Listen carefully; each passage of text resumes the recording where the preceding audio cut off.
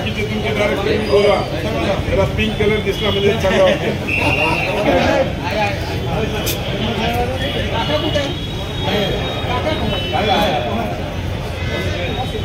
विक्रम काळे साहेब कुठे आपलं गावाला बघावं लागतं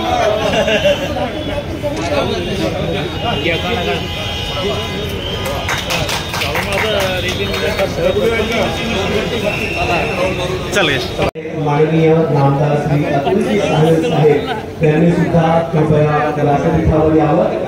महाराष्ट्र राज्य पतसंस्था फेडरेशनचे माननीय श्री काकासाहेब कोळटे साहेब यांना सुद्धा नम्र निवेदन आहे, आपणही व्यासपीठावर यावं. छत्रपती संभाजीनगर शिवसेना जिल्हा प्रमुख श्री राजेंद्र जंजाळ साहेब स्वागतासाठी वाजवणार आहोत.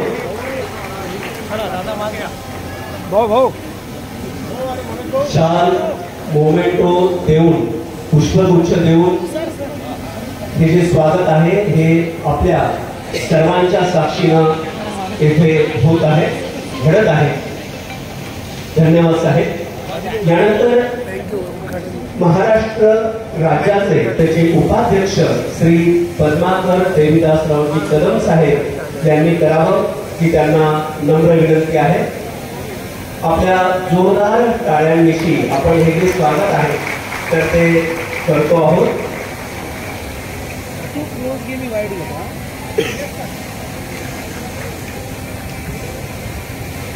हा टाळ्यांचा ओढ जो आहे तो थांबायला नको. सर ते बुके नंतर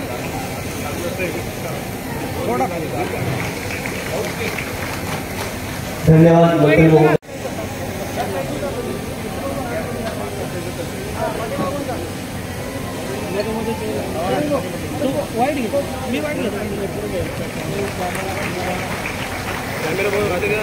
या प्रसंगी थोडं मागे आमच्या विनंतीला मान देऊन आवर्जून उपस्थित असलेले शिक्षकांचे त्यांना मुलूक मैदानी तोफ म्हणलं जातं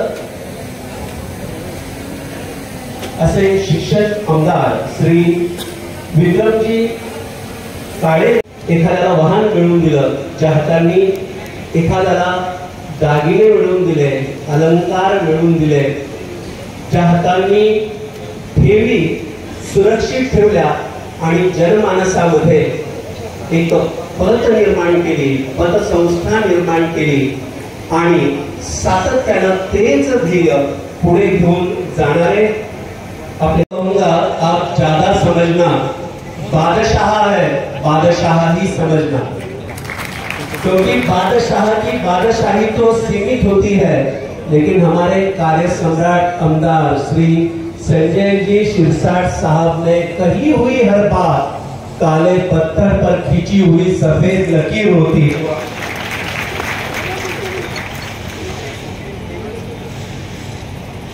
वर्धमान नागरिक सहकारी पतसंस्था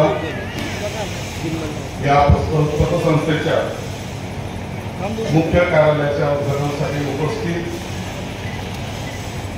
माझे मंत्रिमंडळातील सहकारी बाबासाहेब पाटील, दुसरे माझे सहकारी माननीय अतुल साहेब, ज्यांचं नाव चुकून दोनदा घेतलेलं आहे, विक्रम काळे, शिक्षक असल्यामुळे त्यांचा व्याप थोडा जास्त आहे.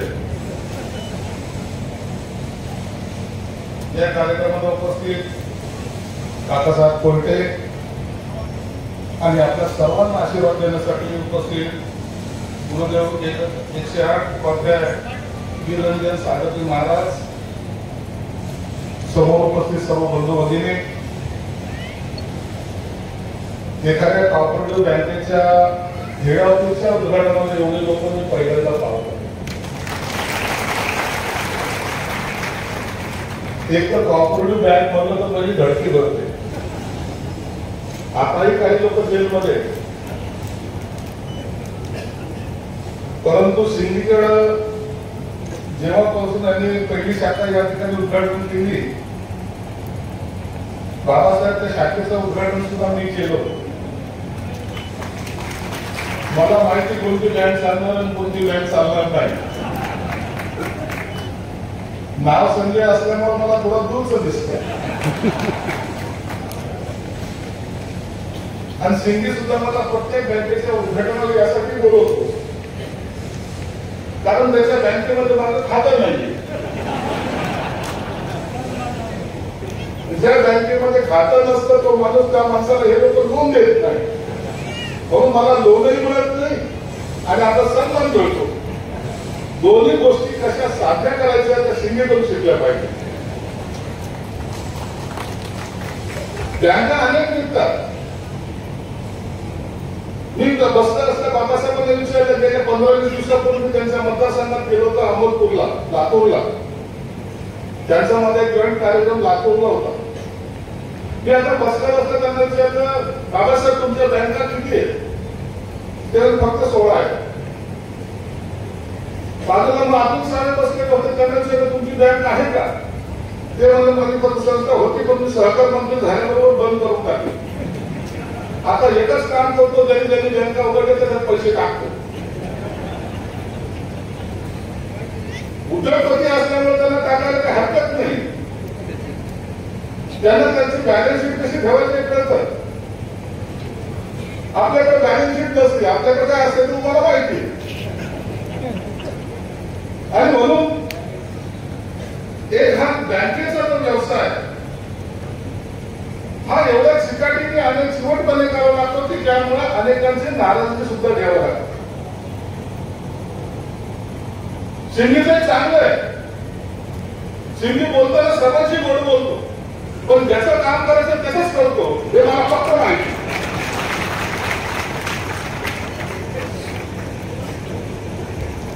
मी त्याच्याशी किती गोड बोलतो तुम्हाला जाऊन देणार नाही मला खात्री आहे.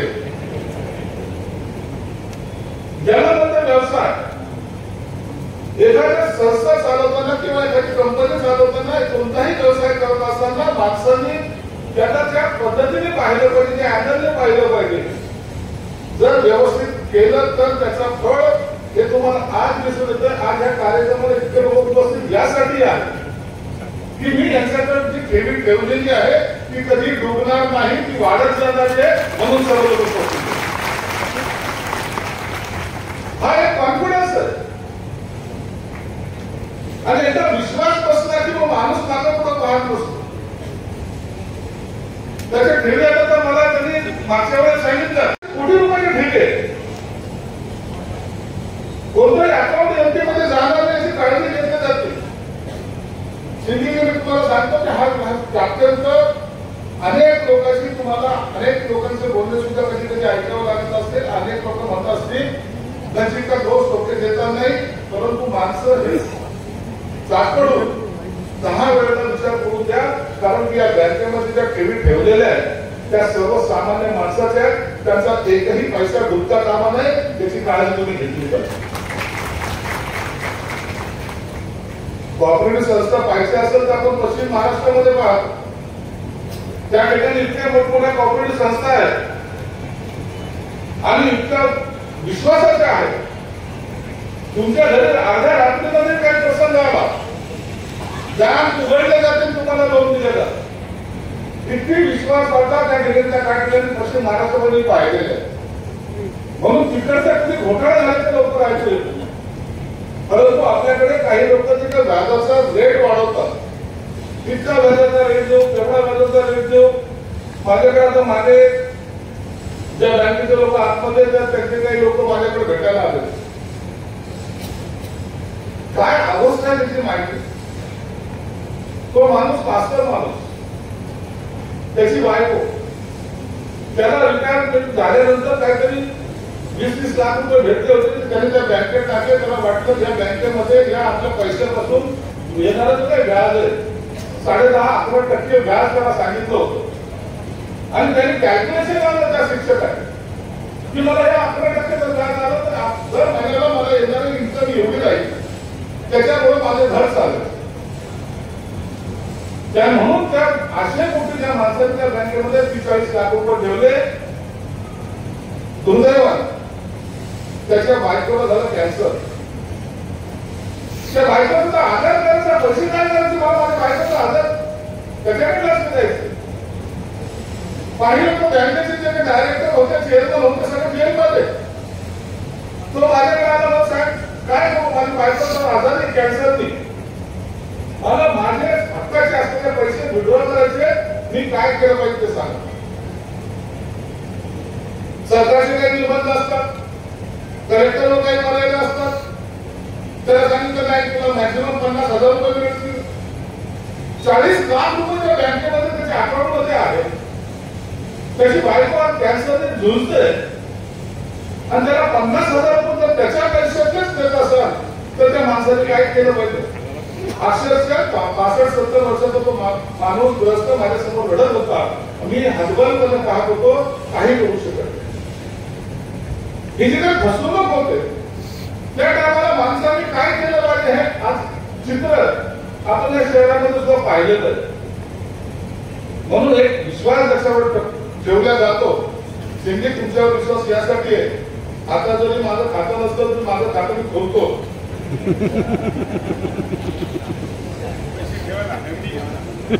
मी खातं खोलतो झालं आलं बघा. हे बाबा आम्ही खातं खोलतो याचा अर्थ आम्ही लोन मागणार नाही. लोन मागणार नाही याचा अर्थ माझ्याकडे पैसे जास्त असंही समजू नको. एकदा लहानपणी म्हणजे आता शिवसेनेचं काम करत असताना मला 2 व्हीलर मोटरसायकल घ्यायची होती. 2 व्हीलर मोटरसायकल 35-40 हजाराची ती गाडी त्या काळामध्ये होती. बँकेमध्ये मी अप्लाय केलं. बँकवाल्याचं सिस्टीम असते, पहिले एक जण येतो, तो सर्वे करतो, तो जातो, दुसरा येतो, तो सर्वे करतो, मग पुढे बँकेमध्ये आपला प्रोपोजल मान्य काय आम्हाला ते ठरतो. एक जण माझ्याकडे आला, माझ्या घरी बँकेचा माणूस पाहिले नाही.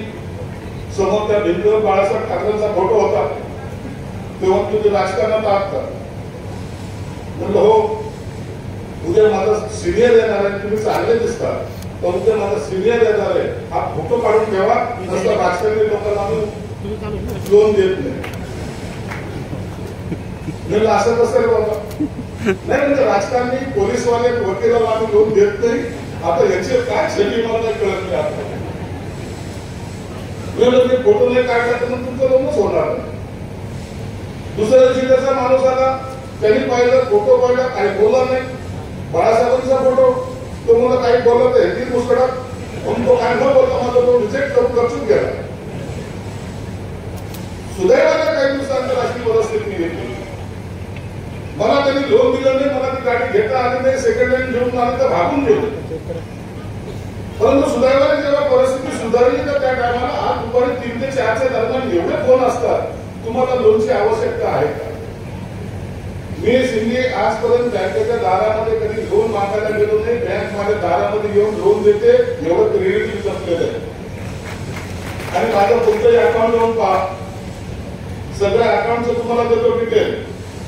तसे इलेक्शन कमिशनरकडे गेले ते डिटेल तुम्हाला देतात, तपासून घ्या. कुणाचाही एकही हप्ता मी कधी थांबवत नाही. सगळं हप्त्यानेच करायचं असतं हे निश्चित आहे, परंतु त्याचा एकही हप्ता मी कधी थांबवत नाही. म्हणून मला लोनाची चिंता नाही आहे. म्हणून आजही तुम्हाला सांगतो की माणसाने खातेदारालाही सांग, क्रेडिट एवढं चांगलं करा ना, दुसऱ्यांदा बँकवाल्यांनी आपल्या दारातच आलं पाहिजे, आपल्याकडेच येऊन त्यांनी मागलं पाहिजे, साहेब लोन घ्या ना तुम्ही. एवढं आपलंही क्रेडिट असलं पाहिजे. नसता बँकेच्या दारात जाऊन तुम्हाला लोन मागण्यापेक्षा पण न मागितलेलं बरं. म्हणून शिंदेनी आज हेड ऑफिसचं उद्घाटन केलं, अत्यंत चांगली इमारत केली. शिंदेला वाटलं की मी काहीतरी बळजबरी करतो, कार्यक्रम अनेक आहेत. मी पहिली बिल्डिंग पाहिजे तिथं कार्यक्रमही माझा झालेला आहे. आमचे बाबासाहेब पाटील आलेले आहेत, ते निश्चित तुमची बँकही पाहतील. तुम्हाला सहकार्याची गरज नाही, परंतु त्यांना काही सहकार्य करता आलं तर तुम्ही करा. काही म्हणलं हातच जोडतो माणूस. गुरुदेव ऐसे नम्र आदमी हमें कभी देखने नहीं. और इनकी नम्रता की वजह से हम तो सब फंस गए सर. इनके प्यार में हम सब फंस गए, आप भी फंस गए. तो आता तुला काय डिपॉझिट पाहिजे? आता हे 1200 कोटीचं 12,000 कोटी पैसे कधी होतील हे सांगता येत नाही. गुरुदेवचा आशीर्वाद तुला पाहिजे. म्हणून चिंता करू नको. जे असे दुर्दैव या ठिकाणी येतात, एखाद्या कार्यक्रमाला येतात, हे भाग्याचं लक्षण आहे. राजकीय व्यासपीठावर कोण बसलं यापेक्षा एक मोठा संत माझ्या व्यासपीठावर बसला, त्या व्यासपीठाच्या संतांनी मला दिलेलं आशीर्वाद ही आयुष्यामध्ये आजपर्यंत केलेल्या कामाची मला ती पावती आहे. म्हणून तुझी बँकेची आणखी शाखा हो. माझ्या या मतदारसंघामध्ये जवळपास सर्व शाखा माझ्याच मतदारसंघात आहेत. म्हणून तुझी शाखेची वाढ सुद्धा हो. माझ्या मतदारसंघातले लोक सर्व चांगले आहेत हे तुला मी आवर्जून सांगतो. म्हणून लोन देताना तू काही कंजूसी करू नकोस. ते फेडायला सुद्धा ते कधी कंजूसी करणार नाही एवढी त्यांच्यातर्फे खात्री देतो. त्या ठिकाणी थांबतो. धन्यवाद. जय हिंद, जय महाराष्ट्र.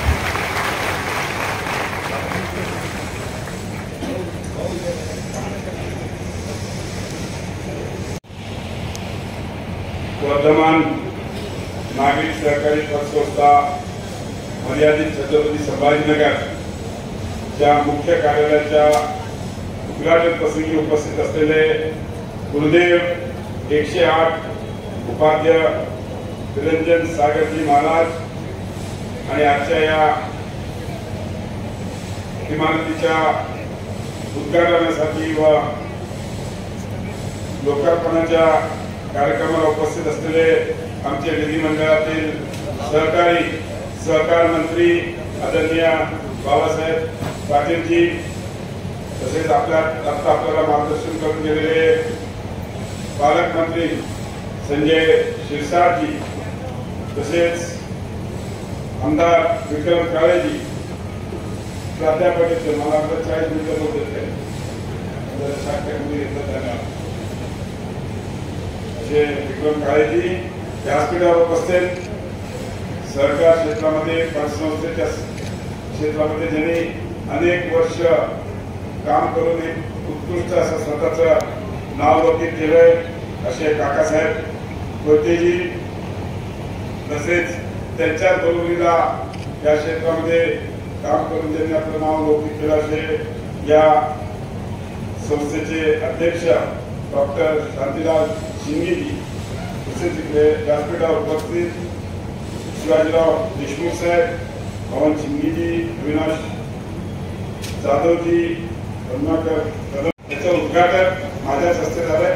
मला सर्वात आनंद असा आहे सिंगली साहेब असो किंवा सगळे डायरेक्टर असो, हे कुणीही डायरेक्टर कुठल्याही आपल्या नातेवाईकाला मित्राला लोन द्यायच्या भागीदारीत पडत नाही आणि त्याच्यामुळे तुम्ही सर्व ठेवीदार सुरक्षित आहात. आता अनेक पतसंस्था अडचणीत आल्या, त्याच्या मागच्या कारणे आपल्याला तुमच्या लक्षात आलं असेल.